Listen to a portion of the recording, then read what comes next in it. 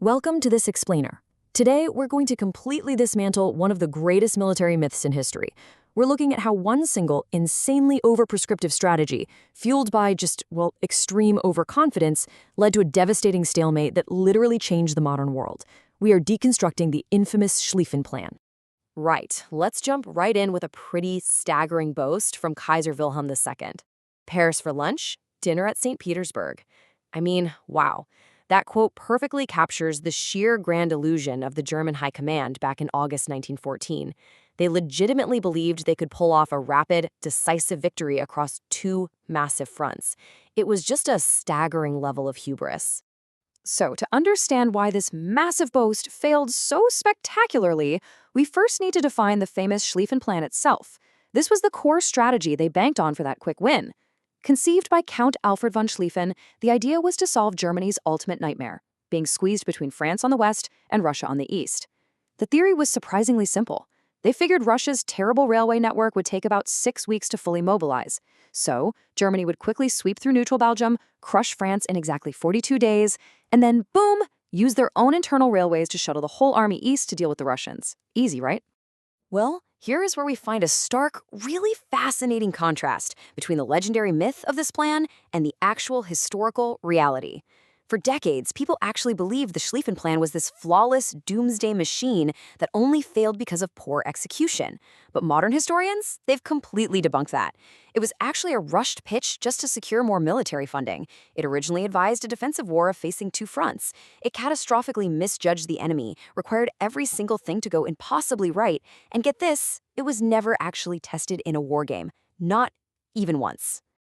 To really grasp the sheer audacity of this gamble, think about the original troop deployment. The plan called for committing a whopping 91% of German forces to crush France, leaving just a tiny 9% fraction behind to hold the eastern border against the entire Russian Empire. Schlieffen famously advised, "Let the last man on the right brush the channel with his sleeve." It was a total all-or-nothing bet on speed. But as you might expect, reality hits the advancing German army pretty hard.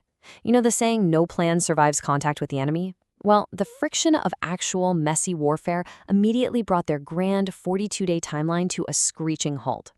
The absolutely crucial point here is that they faced massive, unforeseen roadblocks right out of the gate.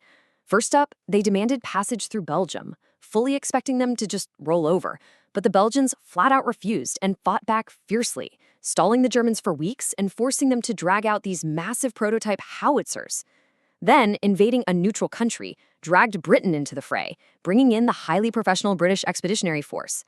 At Mons, the British fired their rifles with such insane speed that the Germans actually thought they were facing a wall of machine guns.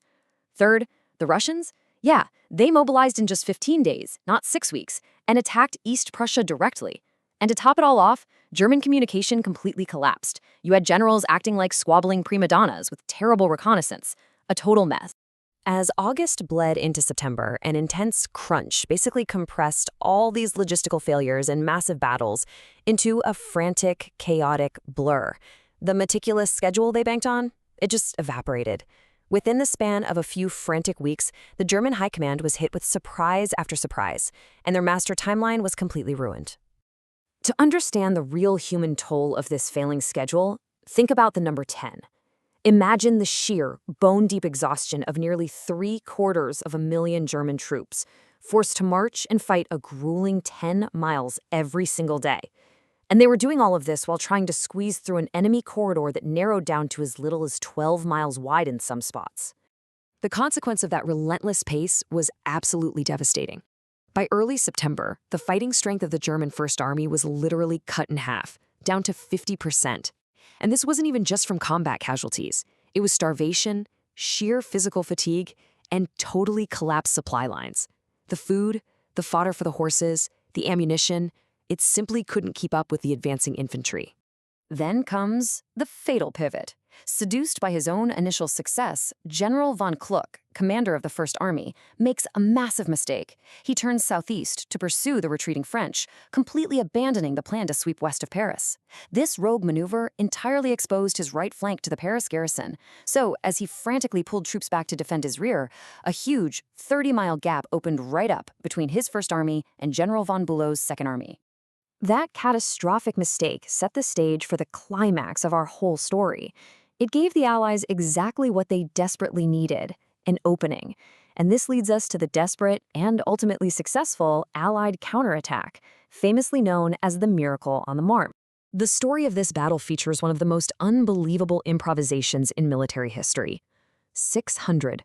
That is the number of Parisian taxis, yes, taxis, miraculously commandeered by the French military to rush 3,000 reserve troops straight from the capital directly to the crumbling front lines. It was a crazy moment that highlighted a new reality. Modern warfare was going to require the total mobilization of everyday society. And the unyielding spirit of the Allies during this whole counteroffensive is perfectly captured in this legendary message from French General Foch. He said, "My center is giving way, my right is in retreat. Situation excellent. I shall attack." I mean, what a mindset. Even facing a massive German invasion, the French troops, who were literally ordered not to retreat under penalty of being shot, held the line. And they pushed directly into that 30-mile gap the Germans had so carelessly left open. So, looking at how spectacularly the whole thing fell apart in early September, we really have to pause and ask ourselves, if the logistics were this impossible and the enemy was this resilient, was this massive operation just completely doomed from the very start? Well, the answer might actually lie in how Commander Maltsky executed the plan. Some historians argue that he fundamentally ruined Schlieffen's original vision. He constantly watered down that right wing we talked about, actually shifting 250,000 men away from the critical invasion force because he was terrified of a French attack in Alsace and the Russian advance in the east. He also refused to invade the Netherlands, which created a massive bottleneck in Belgium.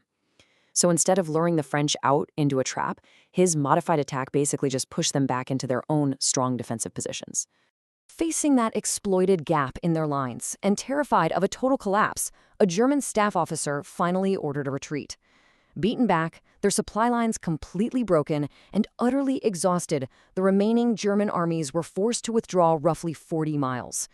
They finally halted at the River Ain, and, well, to protect themselves from the incoming fire, they began to dig deep into the earth. Ultimately, the tragic aftermath of this single, overly rigid plan was the absolute death of mobile warfare. The failure of that unyielding 6-week timetable locked Europe into 4 agonizing years of trench warfare and a devastating war of attrition. It leaves us with a pretty haunting question to wrap up this explainer. Did the sheer hubris of an impossibly ambitious plan to avoid a long war actually guarantee exactly that? Thanks so much for watching, and remember to keep questioning the history you think you know.